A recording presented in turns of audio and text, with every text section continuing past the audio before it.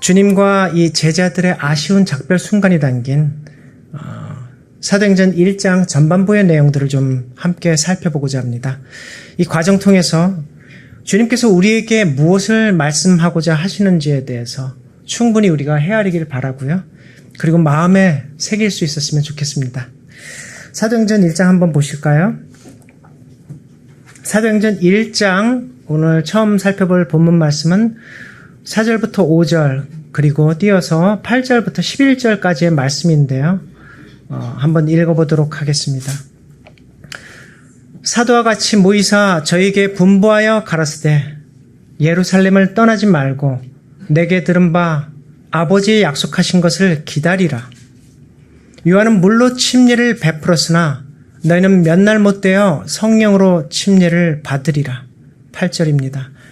오직 성령이 너에게 임하시면 너희가 권능을 받고 예루살렘과 온 유대와 사마리아와 땅끝까지 이르러 내 증인이 되리라.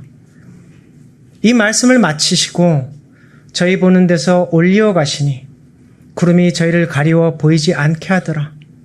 올라가실 때 제자들이 자세히 하늘을 쳐다보고 있는데 흰옷 입은 두 사람이 저희 곁에 서서 가로되 갈릴리 사람들아 어찌하여 서서 하늘을 쳐다보느냐. 너희 가운데서 하늘로 올리우신 이 예수는 하늘로 가심을 본 그대로 오시리라 하였느니라. 아멘. 예수님께서 드디어 제자들 곁을 떠나셨습니다. 이 일이 있기 전에 대략 40일간의 시간 동안 예수님께서는 자주 제자들을 위해서 공부방을 여셨는데요. 이 제자들로 하여금 당신을 증거하는 성경 기록들을 깨닫게 하시려고 아주 그 기간 동안 심혈을 기울이셨습니다. 그 과정을 통해서 이 제자들은 비로소 눈을 뜨기 시작했습니다. 그들은 깨달았어요.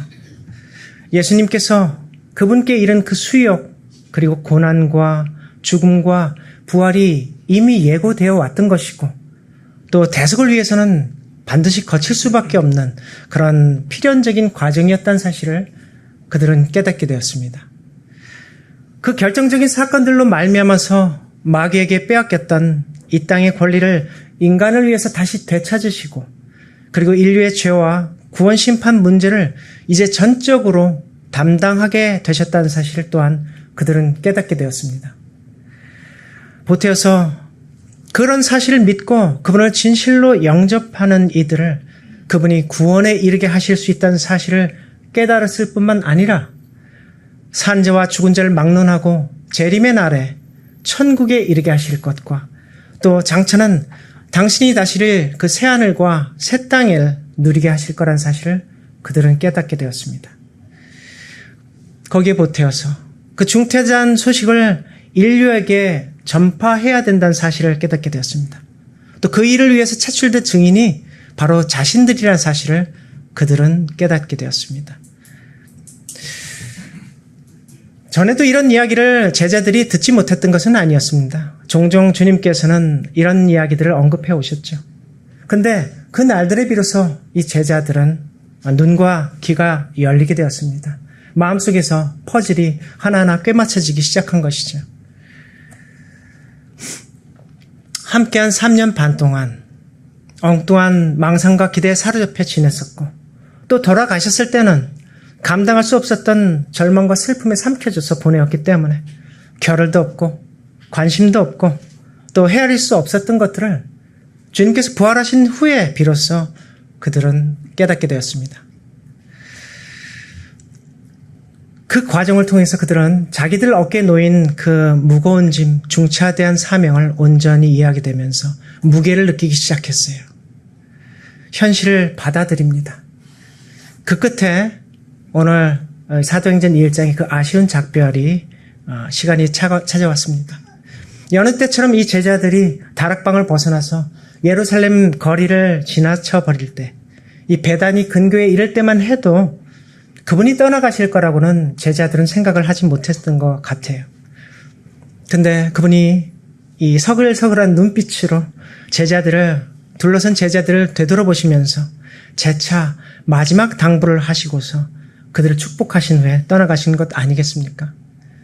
초자연적인 힘에 이끌려서 공중을 향하여 유유히 그분이 사라지셨습니다. 여러분들 이 장면을 읽을 때 혹시 그런 생각 해보셨던가요? 왜 굳이 이런 장면을 연출을 하면서까지 예수님께서 헤어지고자 결심을 하셨을까? 그냥 제자들이 숨어있던 곳에 이렇게 뿅 하고 나타나셨을 그때처럼 이벤트를 하듯이 갑자기 사라지셨으면 될 텐데 왜 그렇게 하셨을까? 혹시 이런 생각 안 해보셨습니까? 저는 이 부분에 대해서 조금 생각을 해봤는데요. 왜 아쉬운 작별의 잔상을 제자들에게 안겨주고 떠나가셨을까? 저는 적어도 이것이 세 가지 점에서 의도된 선택이라고 생각을 하게 됐습니다. 제자들이 저 드높은 창공을 우러러 볼 때마다 아마 이 세 가지 점을 환기하게 되지 않았을까 생각합니다. 그 첫 번째는 이것입니다. 그들의 친구가 하늘 저편에 있다는 사실을 그들이 환기하게 되었을 것이다. 하나님의 아들이 자신들의 최측근이시기 때문에 하나님 곁에서 필요에 따라서 자신들의 부족한 점들을 옹호해 주시고 대변해 주시리란 그 확신, 그것을 생각하면서 위로를 받지 않았겠느냐. 저는 그것을 의도하셨다고 생각합니다. 또 두 번째, 그들의 대장이 하늘 저편에 있다는 사실을 그들이 환기하게 되었을 것이다. 세상 끝날까지 너희와 함께 있으리라 이렇게 약속하셨던 분께서 그들이 어느 하늘 아래 있건 간에 그들을 비호하면서 도우시려는 그 확신이 그들로 어떤 환경에도 굴하지 않고 담대히 싸울 수 있는 그런 용기를 가져다 주지 않았을까? 저는 그런 생각을 해봤습니다. 그것을 의도하셨을 것이다. 그리고 마지막 세 번째입니다. 천사들의 전한 바대로 그들의 왕이요 주가 막강한 영광과 권세를 등입고서 끝끝내 그 모습을 드러내서 그들을 신원하시리라는 사실을 그들은 환기하게 되었을 것입니다. 서러울 때, 지칠 때, 그리고 낙담될 때 하늘을 우러러 보면서 머지않아 이 펼쳐질 광경들을 마음속으로 상상했을 겁니다. 눈시울을 붉히면서 독백을 했을 것이죠. 나의 친구, 나의 대장이 곧 오시리라. 잠시 잠깐 후면은 우리의 눈에서 눈물을 그분이 거두어 가시리라. 천군이 하늘을 뒤덮는 그날엔 필경 내 이름을 저 높은 곳에서 호명하실 텐데 그때는 곤욕스럽고 고통스럽고 울부짖었던 그 나날들이 모두 기쁨으로 뒤바뀌리라. 하늘을 우러럴 때마다 아마 헤어진 그날의 잔상은 그렇게 그들을 붙들어주면서 그들의 힘을 북돋아 주었을 것입니다. 어쨌든 그렇게 작별의 날 그들은 아쉬움을 뒤로하고 다시 그들의 현실로 돌아오게 됩니다. 사도행전 1장 12절부터 14절 말씀인데요. 이거는 우리 다 함께 읽어보도록 하실까요? 시작. 제자들이 감람원이라 하는 산으로부터 예루살렘에 돌아오니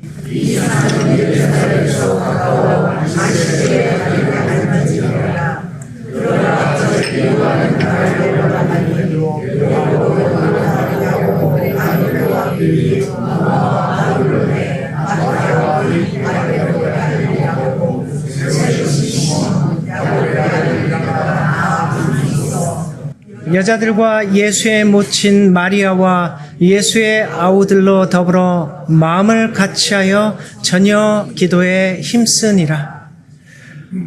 마음을 같이하여 전혀 기도에 힘쓰니라. 이때로부터 오순절이 이르기까지 대략적으로 한 10일 정도의 시간이 있었습니다. 그들이 그 시간을 어떻게 보내었을까?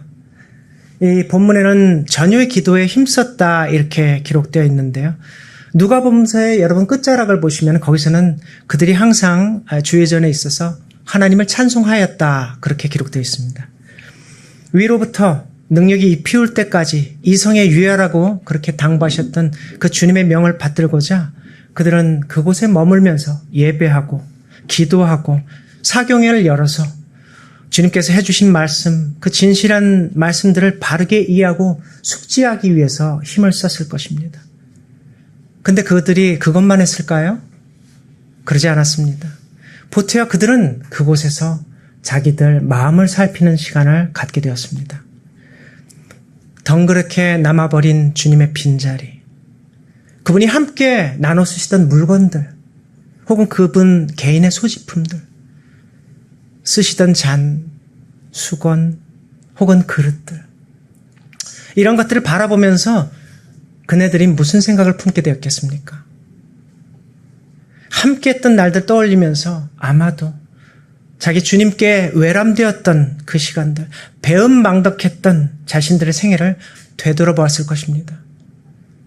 불신이 담긴 언행으로 우리 주님의 마음을 아프게 해드렸던 것들, 또 서열 경쟁 그 다툼으로서 근심케 해드리고 가슴 아리했던 날들을 그들은 떠올렸을 것입니다. 위로를 가장 절실히 필요하셨던 순간순간들에 그분을 외면하고 저희 자신의 안일에만 골몰을 했던 날들을 기억했을 것입니다. 결정적 순간 그분을 부인함으로 그 가슴에 대못을 박았던 것을 그들은 기억해내고야 말았을 것입니다. 주님은, 우리 주님께서는 1도 기억하지 않으시겠지만은 그들 자신의 기억이 그들을 괴롭게 하고 있었습니다. 얼마나 이 과거로 되돌아가서 그런 일들을 만회하고 싶었겠습니까?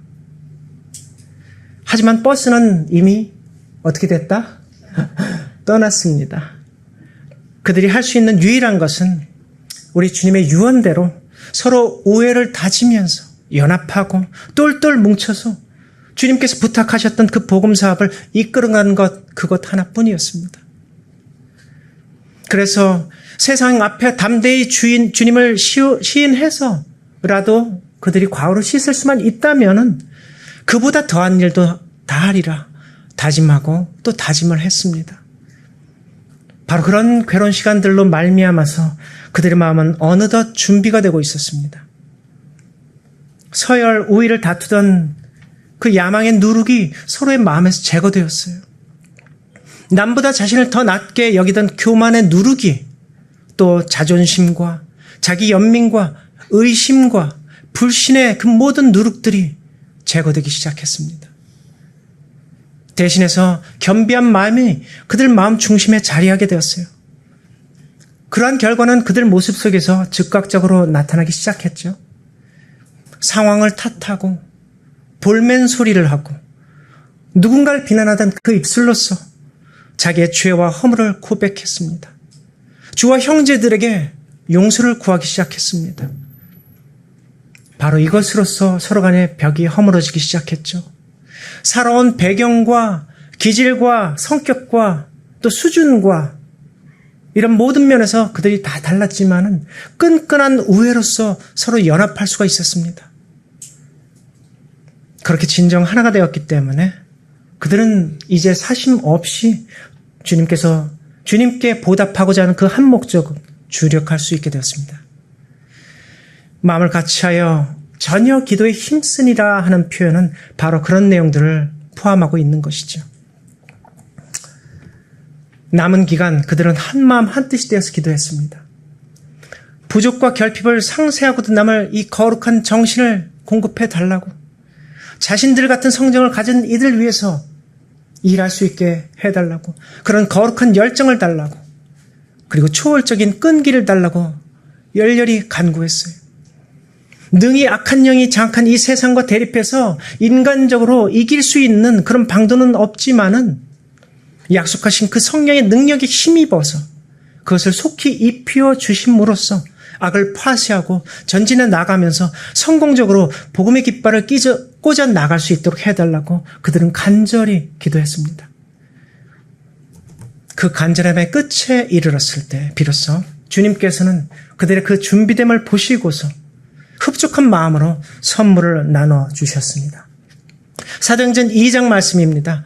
1절로 4절 말씀인데요. 역시 우리 다 함께 읽어보도록 하시겠습니다. 시작. 오순절날이 이미 이름에 저희가 다 같이 한 곳에 모였더니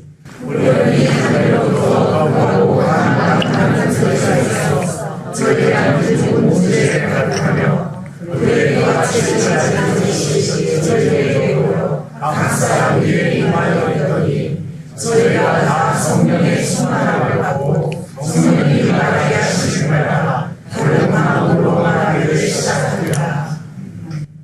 다른 방언으로 말하기를 시작하니라.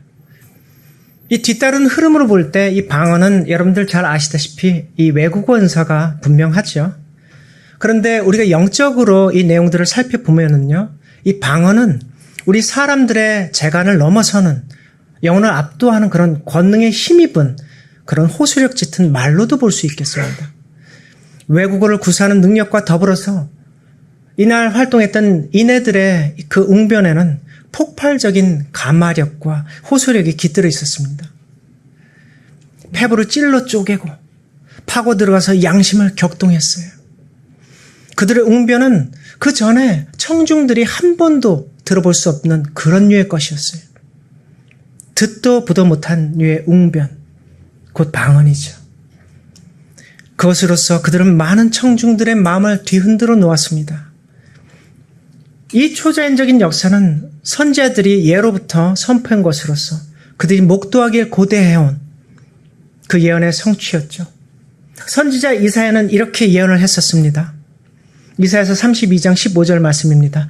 필경은 위에서부터 성신을 우리에게 부어주리니 광야가 아름다운 밭이 되며 아름다운 밭을 삼림으로 여기게 되리라. 이 본문 말씀은 비로 인해서 실제 논과 밭 혹은 삼림이 풍성해지리라 그런 이야기가 아니죠. 여기 본문 서두에 보면 성신이라고 되어 있는데 성령입니다. 성령으로 부음받은 대상은 하나님의 종들이죠.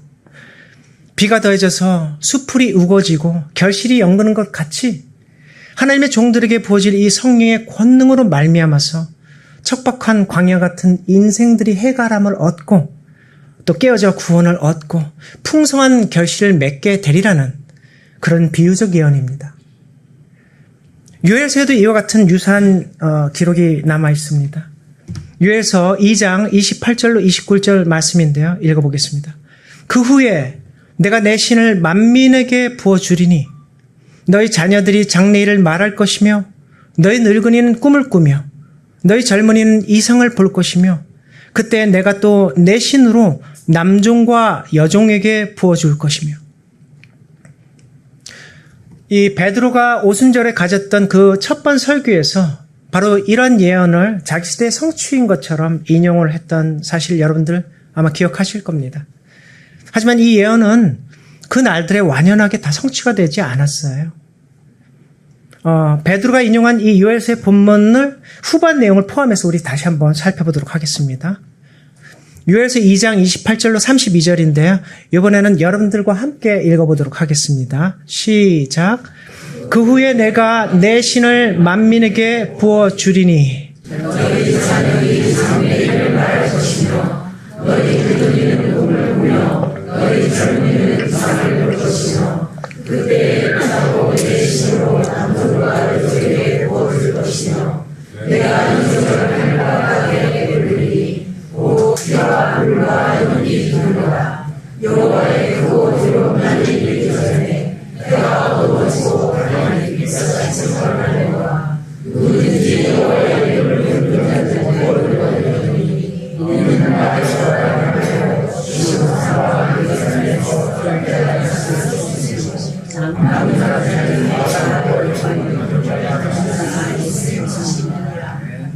남은 자 중에 나 여호와의 부름을 받을 자가 있을 것임이니라.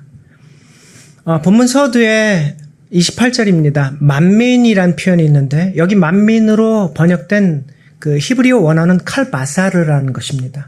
이것은 모든 육체라는 의미를 가진 표현인데요. 이것은 이 땅에 있는 모든 인류가 아니라 남녀노소 혹은 빈부귀천 혹은 혈통, 국적 구분 없이 받을 만한 모든 대상들을 그들을 암시하는 것입니다. 이 성령의 부어짐은 분명 예루살렘 성읍 어느 한 다락방에 모였던 120인의 유대인에게만 허락된 게 아니었었습니다. 단순히 이것은 앞으로 연합하게 될 이방인들의 연합을 정도를 말하는 것이 아니었어요. 이 부어짐의 완연한 성취, 예언의 완성은 여기 본문에 나와 있듯이 여호와의 크고 두려운 날, 그러니까 재림 가까운 어느 때 해와 달에 관한 표징이 나타난 그 즈음에 있을 것이죠. 그 역사적 사건을 위해서 이 지상의 마지막 날들에 부름을 받을 자들이 있을 것이라 여기 본문은 기록하고 있습니다. 우리는 이미 우리 손 목사님 계시록 강해를 통해서 하늘과 땅에 나타나리라던 그 표적이 7인 예언 중에 6인을 떼었던 시기인 18세기에 다시 말해서 우리 시대에 넘어오는 초입에 표적이 있었던 것을 우리가 배웠었습니다. 그때 등장했었죠. 이 표적은 분명하게 그때 나타났었습니다. 역사에 기록되었죠. 이제 남은 것은 무엇인가? 이 본문 28절의 말씀 성취, 그 놀라운 역사입니다. 그 역사는 필경 우리 시대에 나타나게 될 것입니다. 2000년 전에 복음의 씨앗이 널리 퍼지고 발아하도록 이끌었던 그 오순절의 그 능력이 이제 하나님의 알곡들을 무르익게 하기 위해서, 그리고 마지막 대추수를 진전시키기 위해서 다시 한번 이 땅에 부어질 것입니다. 그 역사의 날을 우리는 뭐라고 부르는가? 제2의 오순절이라고 부릅니다. 그리고 그때 부어질 그 성령의 능력을 뭐라고 부릅니까? 늦은 비라고 그러죠. 네, 늦은 비를 기다리고 있습니다. 여러분, 늦은 비를 기다리고 있는 우리는 어디쯤 지금 와 있을까요? 그때 제자들처럼 우리도 사명을 깨우치게 되었습니다. 성육신이 뭘 말하는지, 그리고 그것이 우리의 투쟁과 도대체 무슨 관계가 있는지를 우리는 알게 되었습니다. 우리가 외쳐야 할 참복음이 무엇인지, 예언이 무엇인지 우리는 또한 알게 되었습니다. 우리가 무엇을 대항해서 어떤 방식으로 어떻게 싸우게 될는지 또한 알게 되었습니다. 우리는 그 모든 것들을 속속들이 알게 되었어요. 마치 세상에 대해서 여기 계신 모든 분들이 선지자처럼 되어버렸어요. 왜? 저들은 모르는 장래일들은 우리는 알고 있거든요. 그렇지 않습니까? 물론 우리가 더 많은 것들을 깨우쳐야 되겠죠. 그러나 우리가 확신을 갖고 큰 역사에 참여하고자 하는 그 후보자가 될 만큼은 넉넉했습니다. 그럼 이제 뭐가 남았을까요? 제2의 오순절이 이르기까지 이제 남은 것은 다락방 교인들이 경험했던 열흘의 시간입니다. 우리의 선배들처럼 우리도 늘 성전에 있어서 이렇게 찬양하고 또 기도하고 연구하고 예배드리고 그렇게 매진하고 있습니다. 하지만 무엇보다 중요한 것은 우리가 함께하는 이 날 동안 우리에게서 발견되는, 우리를 서로 하나 되게 하지 못하는 그 누룩들을 마음에서 제거해야 합니다. 하지만 유감스럽게도 주의 형상으로 무르익어 가야 할 이 귀중한 시간에 여전히 묻고 악독한 괴악한 누룩들이 우리 안에서 작용하는 것을 보게 됩니다. 손톱 밑을 파고드는 이 자그마한 가시 같은 상황에도 발끈하게 만드는 열등감의 누룩들, 자존심의 누룩, 자기 연민의 누룩이 곳곳에서 발효를 일으키고 있어요. 이미 그치고도 남았어야 할 오해와 원망과 시비와 분쟁을 일으킨 것을 봅니다. 또 교만과 자부심과 자만의 누룩은 어떻습니까? 그것들이 곳곳에서 작용하면서 지체들이 아니라 자기를 세우는데 주력하게 만들고 마음을 나누게 만들고 당을 짓게 만드는 것을 봅니다. 여기에 나태와 게으름, 조급함, 성마름의 누룩이 한데 모여서 어우러져서 우리 안에서 악한 작용을 하면서 정말로 이 시간, 이 귀중한 시간, 겸비와 거룩한 열성과 능력과 경건이 자리 잡지 못하도록 만들고 있어요. 그래서 우리가 온전히 하나가 되지 못하도록 회방하고 있습니다. 추위가 이렇다 보니까 어떤 분들은 신앙이라는 것이 원래 이런 것인가 생각을 하기도 합니다. 또 어떤 분들은 이게 지금 해결될 모양이 아닌가 보다. 늦은 비가 이를 때 비로소 우리가 이런저런 누룩들이 제거될 모양인가 보다 하고 생각을 합니다. 여러분, 전혀 그렇지 않습니다. 그것은 엉뚱한 생각이에요. 늦은 비는 그런 때를 위해서 있는 것이 아니죠. 그것은 이미 받은 빚에 우리가 충실함으로 변함을 입은 그 영혼들을 무르익게 하는 능력입니다. 그리고 동시에 그런 이들을 통해서 이를 마지막 복음 사업에 힘을 실어줄 능력이에요. 그것을 우리가 관가해서는 안 되겠습니다. 그렇기 때문에 우리는 내 마음에 새겨진 이 진리의 지식들, 곧 내가 아멘으로 화답하고 온 마음으로 받아들이고 있는 빛에 저항하는 그 결함들, 제거하기 위한 그 몸부림을 지금 가져야 합니다. 늦은 비에 앞서서 허락되고 있는 이 성령의 잔잔한 은혜를 힘입음으로써만 가능한 그 일이 바로 지금 우리가 있는 이곳에서 진행돼야 돼요. 바라건대 여러분들, 기지를 극복할 수 없다고 말하지 마십시오. 그렇게 생각하지 마십시오. 날 사로잡고 있는 이 원망과 시비를 내가 어떻게 단숨에 그칠 수 있으랴, 그렇게 생각하지 마십시오. 내가 발들인 이 수렁이 너무나 깊고 깊기 때문에 주님께서 개입하신들 어떻게 나를 고칠 수 있으랴, 그렇게 생각하지 마십시오. 여러분, 보십시오.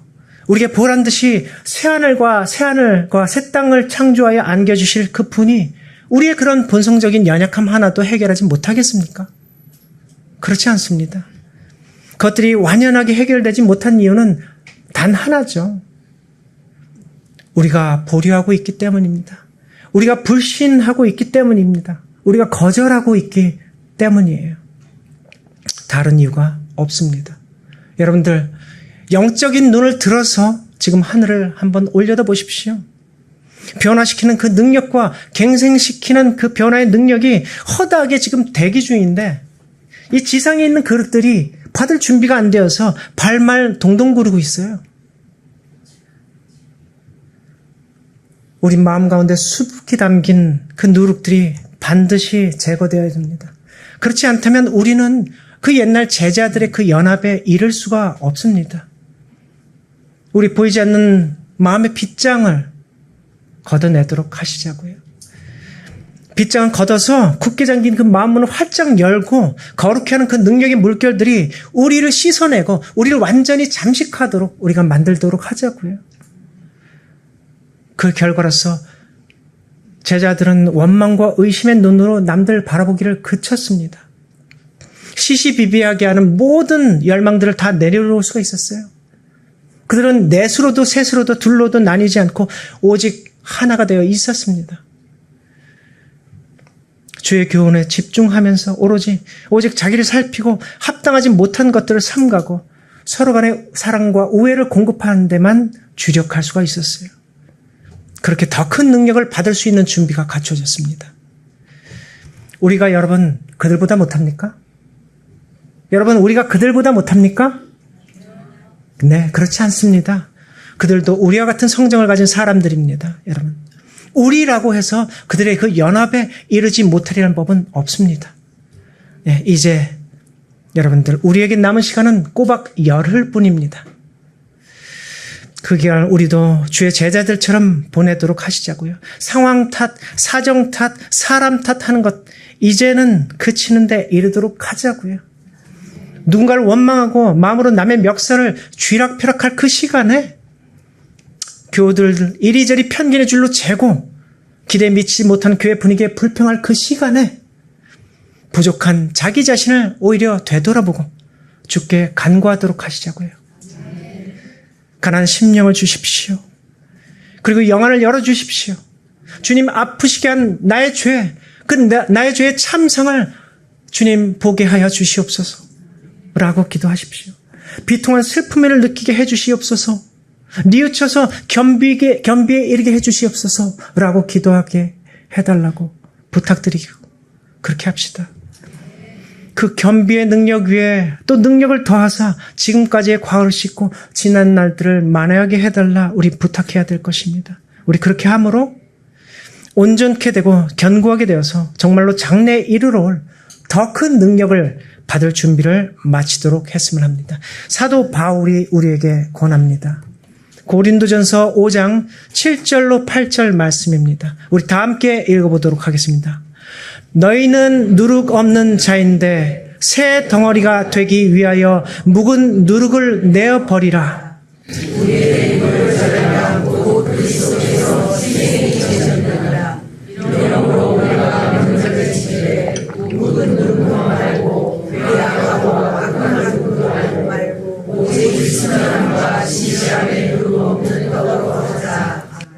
아멘. 우리의 유월절 양이신 그리스도께서 당신의 고귀한 생명을 내어주심으로 말미암아서 우리의 죄책의 누룩이 심판책에서 완연히 제거되었습니다. 우리의 보답할 양으로 우리 안에 그 묵은 누룩을 이제는 우리에게 공급하신 그 은혜에 힘입어서 청산하도록 하시자고요. 이 권면의 말씀이 저와 이곳에 있는 이 모든 분들의 마음에 깊이 아로 새겨지기를 간절히 바랍니다. 화면에 보시는 것은 이 정부기관 홈페이지 중에 이 국민참여입법센터라는 곳이 있습니다, 여러분. 거기에 보시면, 그게 어떤 홈페이지냐면은 국민이 이 간접적으로 정부와 국회의 이 법률의 어떤 제정이나 개정에 목소리를 낼 수 있는 그런 소통 채널이에요. 근데 거기서 제가 아주 흥미로운 것을 하나 발견하게 되었습니다. 지난 30일이었어요. 30일이면은 대선이 한참 진행되고 있을 때고 사전 투표가 마무리되던 그날이었습니다. 거기서 뭘 발견했는가? 특정 정당에서 올린 헌법 개정안이 있었는데 눈에 띄는 문구로 수록한 법률 개정안이었어요. 그 가운데는 이런 내용들이 있었습니다. 인종, 국가, 민족, 지역, 나이, 장애, 성별, 성적 지향이나 종교, 직업, 질병들을 이유로 특정 집단이나 그 구성원에 대하여 차별을 정당화, 조장, 강화하거나 폭력을 선동하는 내용의 정보를 불법에 포함시키고 정보통신 서비스 제공자가 신고 시스템을 마련하도록 하여 건전한 인터넷 문화를 형성하는 데 기여하려는 것이다. 성적 지향이나 종교에 대한 차별을 조장하고 강화하는 것이 어디까지인지는 모호해서 제가 잘 모르겠습니다.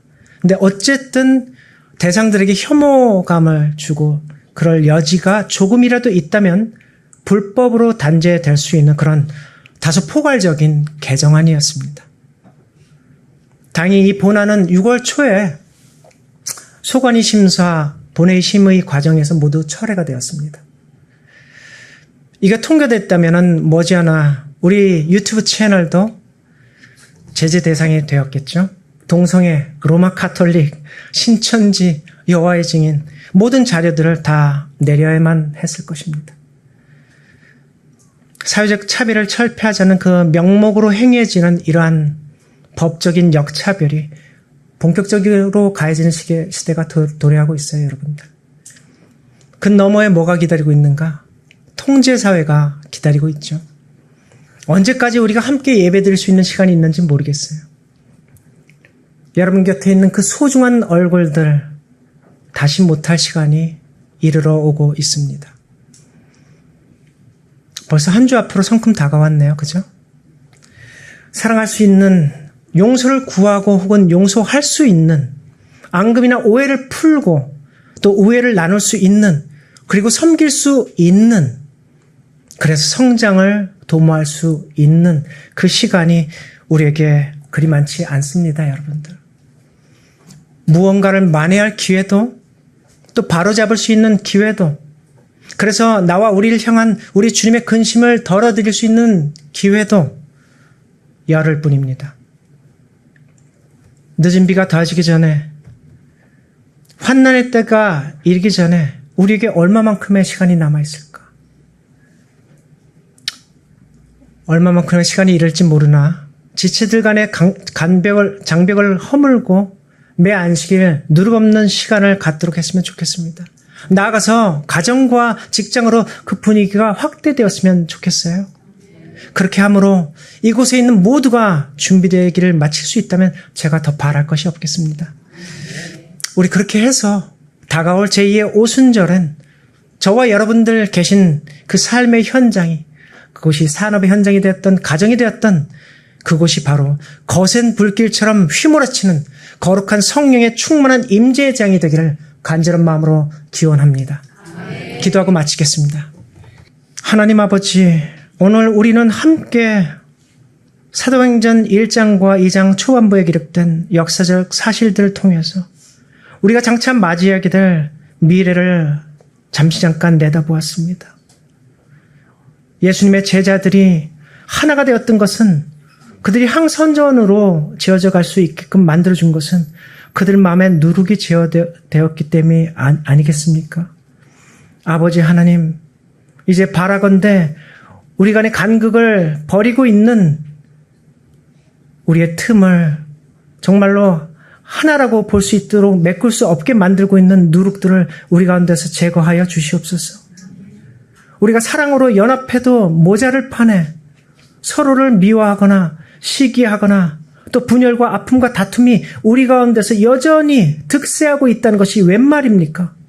아버지여, 그것은 진리를 가졌다는 우리에게 합당한 것이 아닙니다. 우리는 절망입니다. 그렇게 해서 늦은 비의 때를 어떻게 맞이한단 말입니까? 다른 그룹들이 늦은 비를 받는 것을 보고 아쉬워하는 그런 입장에 서지 않도록 우리를 좀 붙들어 주시옵소서. 우리의 죄를 회개할 수 있도록, 우리의 참상을 우리가 면밀하게 바라볼 수 있도록 우리를 도와주시옵소서.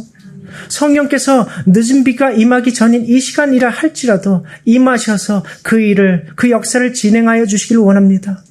그리하여 우리가 하나님 아버지의 보시기에, 우리 주 예수께서 보시기에 근심할 만한 것이 없는, 손색이 없는 하나의 성전을 이루게 하여 주시옵소서. 살아계신 예수 그리스도의 이름으로 간절하게 기도드립니다. 아멘.